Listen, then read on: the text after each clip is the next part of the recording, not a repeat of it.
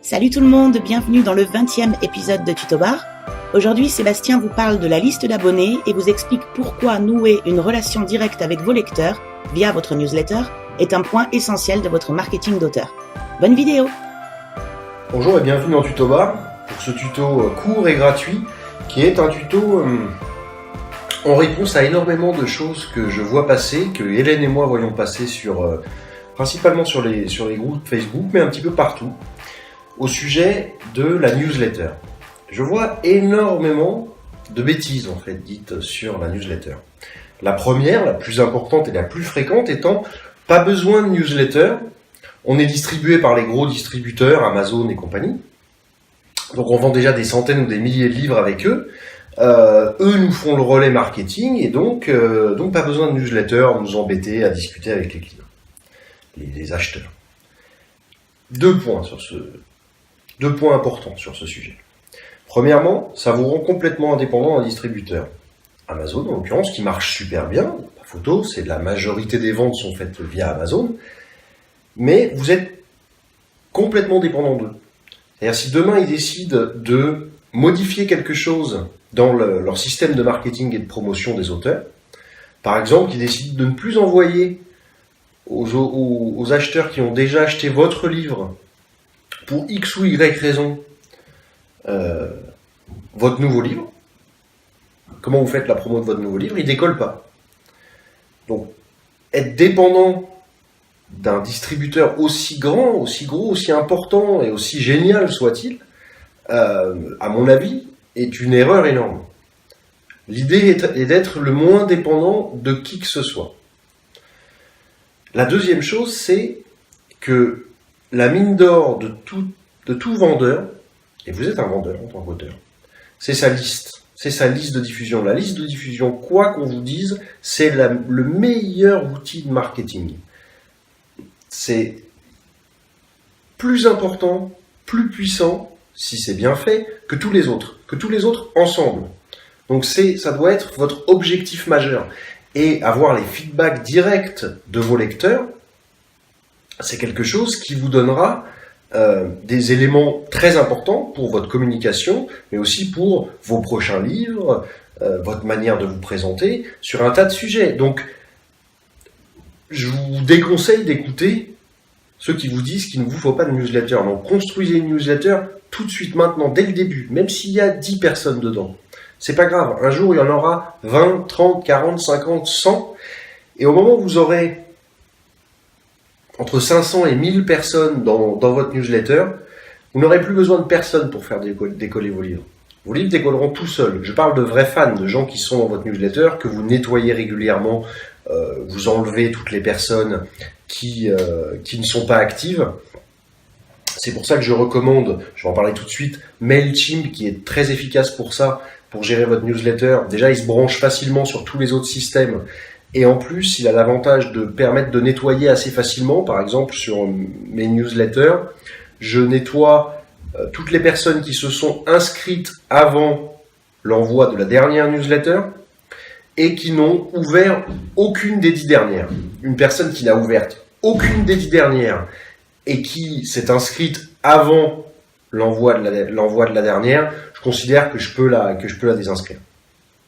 Faites-le régulièrement, ça vous limitera les coûts de votre newsletter, sachant que MailChimp devient payant à partir de 2000 personnes dans la newsletter, donc c'est déjà important. Ça vous permettra de rester dans des niveaux intéressants et d'avoir des vrais fans, des vrais gens intéressés par ce que vous faites réellement, qui ouvrent vos newsletters. Le but n'est pas, comme les fans de Facebook ou les followers de Twitter, d'en avoir un maximum, mais d'avoir de la qualité, des gens qui ouvrent, lisent, relaient, achètent. Il n'y a donc aucune bonne raison de ne pas avoir votre propre newsletter. Vous devez absolument avoir votre propre newsletter. Une chose, je ne sais pas si vous faites de la publicité sur Facebook, ou quel que soit le moyen, je vois énormément de publicité Facebook qui donc partent de Facebook et envoient la personne directement vers Amazon notamment. 99% vers Amazon. Je pense que c'est une erreur, parce que si la personne achète votre livre, génial. Mais si la personne ne l'achète pas, elle est perdue complètement, pour toujours. Alors que si vous la faites passer par une page, ce que je vais appeler moi une page intermédiaire, cette personne-là, si elle achète, c'est super. Mais si elle n'achète pas, vous avez au moins capté son adresse email dans votre base de données pour pouvoir lui écrire ensuite. Donc je vous conseille vraiment, quand vous faites de la pub ou du relais, quel qu'il soit, si vous n'avez pas déjà l'adresse email de la personne, faites-la passer par une page intermédiaire. Trouvez une excuse pour qu'elle passe par cette page intermédiaire. Ça peut être un coupon sur Amazon ou un cadeau depuis votre site web. Les cadeaux, par exemple, je vais vous donner une idée.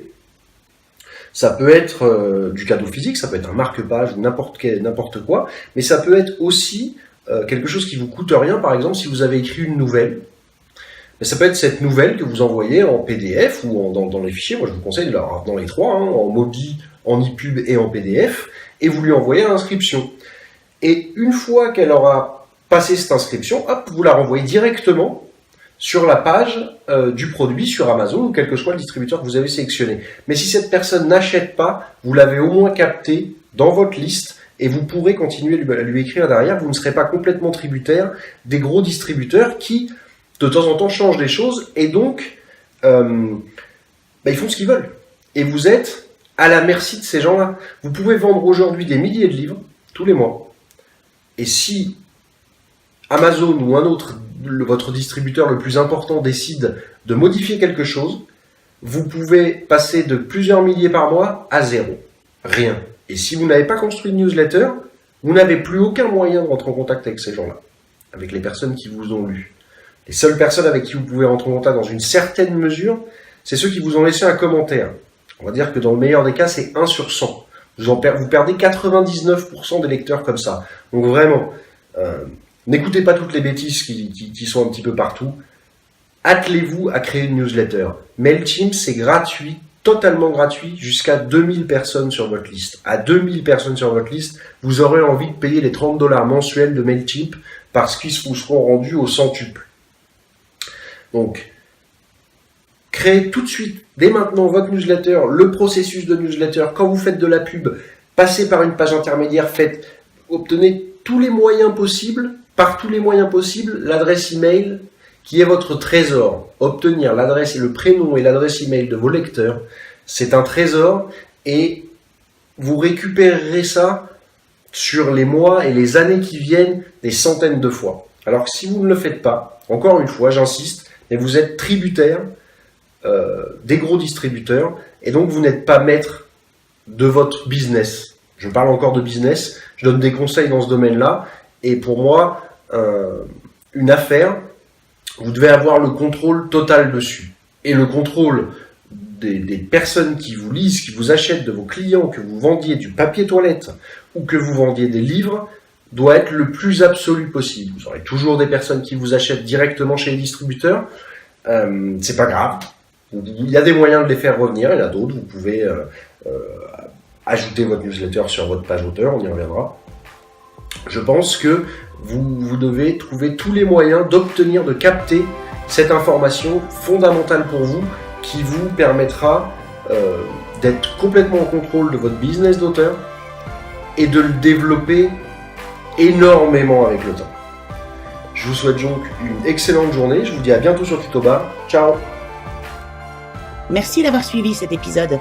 N'hésitez pas à nous poser vos questions ou à laisser votre avis dans les commentaires. Pensez à liker et partager cette vidéo si elle vous a plu et n'oubliez pas de vous abonner à la chaîne pour ne rien rater de Tutobar. Je vous invite aussi à venir nous soutenir financièrement sur Tipeee si vous souhaitez contribuer à la pérennité de cette formation offerte à tous. Pour ma part, je vous retrouve très prochainement dans l'épisode 21 qui sera un tuto administratif consacré à la fixation du prix de vente de vos livres. À très bientôt!